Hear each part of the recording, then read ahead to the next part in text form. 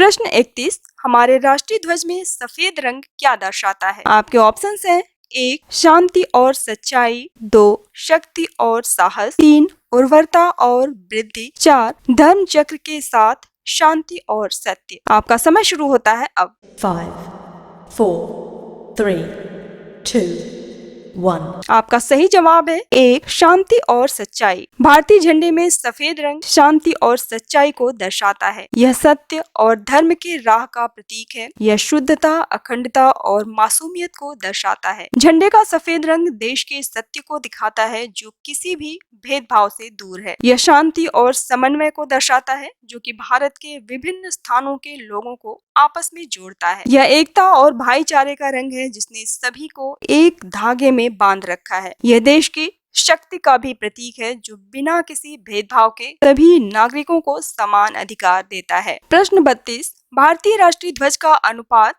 चौड़ाई से लंबाई में क्या है? आपके ऑप्शंस हैं 1 2:3, 2 2:2, 3 3:6, 4 2:4। आपका समय शुरू होता है अब। 5, 4, 3, 2, 1। आपका सही जवाब है 1 2:3। भारतीय राष्ट्रीय झंडे की चौड़ाई और लंबाई का अनुपात 2:3 है। 2:3 का अनुपात भारतीय सरकार द्वारा 22 जुलाई 1947 को अपनाया गया था। यह अनुपात ठीक उसी अनुपात में है जिस अनुपात में अमेरिका का ध्वज है। झंडे का भारतीय लोगों के लिए गहरा आध्यात्मिक और राष्ट्रीय महत्व है और यह प्रत्येक नागरिक के लिए प्रेरणा का स्रोत है। यह सम्मान और अखंडता के साथ सभी अवसरों पर फहराया जाता है। यह भारत के महान संस्कृति और परंपराओं का प्रतीक है। प्रश्न 33। भारतीय राष्ट्रीय ध्वज पहली बार कब और कहां फहराया गया था? आपके ऑप्शंस हैं 1 कोलकाता, 2 दिल्ली, 3 चेन्नई, 4 मुंबई। आपका समय शुरू होता है अब। 5, 4, 3, 2, 1। आपका सही जवाब है 1 कोलकाता। भारत का पहला ध्वजारोहण 7 अगस्त 1906 को कोलकाता के पारसी बागान में किया गया था। यह 3 क्षैतिज पट्टियों से बना था, जिसमें लाल, पीला और हरे रंग का इस्तेमाल किया गया था। लाल रंग की पट्टी पर वंदे मातरम लिखा हुआ था। प्रश्न 34। विदेश में पहली बार राष्ट्रीय ध्वज कब फहराया गया था? आपके ऑप्शंस हैं 1 1906, 2 1907, 3 1930, 4 1931। आपका समय शुरू होता है अब। 5, 4, 3, 2, 1। आपका सही जवाब है 2 1907। 22 अगस्त 1907 को मैडम बीकाजी कामा वो पहली व्यक्ति थी जिन्होंने भारतीय ध्वज को जर्मनी के स्टटगार्ट में फहराया था। वह विदेशी धरती पर भारतीय स्वतंत्रता की प्रमुख भूमिका में थी और उन्हें भारतीय संग्राम की जन्मदात्री माना जाता है। इस ध्वज को मैडम भीकाजी कामा और श्यामजी कृष्ण वर्मा द्वारा बनाया गया था। प्रश्न 35। भारतीय राष्ट्रीय ध्वज का पहिया कहाँ से लिया गया था?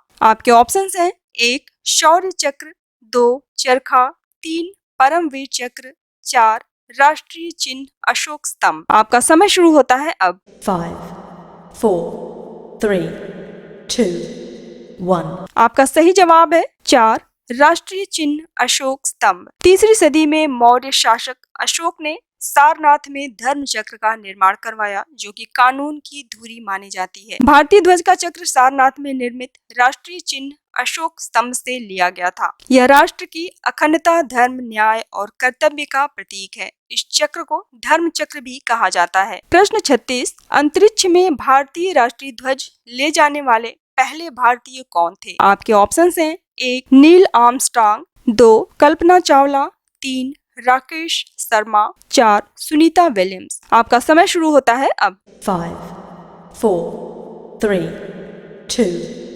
1। आपका सही जवाब है 3 राकेश शर्मा। 1984 में विंग कमांडर राकेश शर्मा ऐसे पहले व्यक्ति बने जो कि अंतरिक्ष में गए थे और उन्होंने भारतीय ध्वज को अपने स्पेस सूट में लगा रखा था। यह पहली बार था जब भारतीय ध्वज को अंतरिक्ष में ले जाया गया था। प्रश्न 37। भारतीय ध्वज को फहराने और प्रयोग करने के निर्देश कहाँ दिए गए हैं? आपके ऑप्शंस हैं 1 भारत का संविधान, 2 भारतीय मानक ब्यूरो, 3 भारतीय ध्वज संहिता, 4 इनमें से कोई भी नहीं। आपका समय शुरू होता है अब। 5, 4, 3, 2, 1। आपका सही जवाब है 3 भारतीय ध्वज संहिता। जब भारतीय ध्वज को लहराया जाता है या प्रदर्शित किया जाता है तो कुछ दिशा निर्देश हैं जिनका पालन आवश्यक है। इसे भारतीय ध्वज नियम 2002 में लिखा गया है और राष्ट्रीय सम्मान अधिनियम 1971 के द्वारा इसके अपमान पर भी रोक लगाया गया है। भारतीय ध्वज नियम यह कहता है कि कोई भी नागरिक किसी भी दिन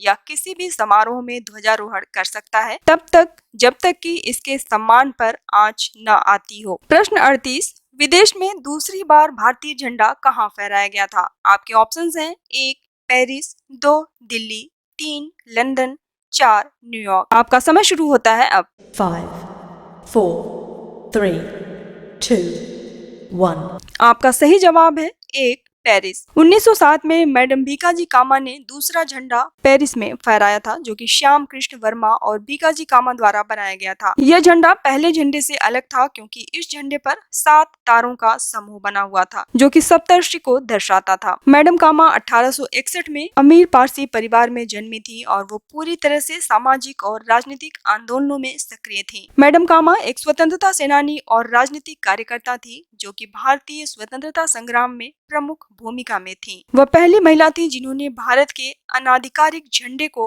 विदेश में फहराया था। प्रश्न 39, तीसरी बार भारतीय झंडा कब फहराया गया था? आपके ऑप्शंस हैं 1 1916 में, 2 1917 में, 3 1918 में, 4 1919 में। आपका समय शुरू होता है अब। 5, 4, 3, 2, 1. आपका सही जवाब है 2 1917 में। 1917 में होम रूल लीग के दौरान एनी बेसेंट और बाल गंगाधर तिलक ने तीसरा झंडा फहराया, जिसमें 5 लाल और 4 हरे रंग की क्षैतिज पट्टियां थी, जिस पर 7 तारों का समूह सप्तर्षि भी बना था। एक कोने में एक पूरा और एक आधा तारा बना हुआ था और दूसरे कोने में यूनियन जैक बना हुआ था। इस आंदोलन का उद्देश्य भारत की संप्रभुता प्राप्त करना था। यह आंदोलन 1916 से 1918 तक चला। प्रश्न 40, पिंगली वेंकैया द्वारा डिजाइन किए गए पहले भारतीय राष्ट्रीय ध्वज में कितने रंग थे? आपके ऑप्शंस हैं 1 2 रंग, 2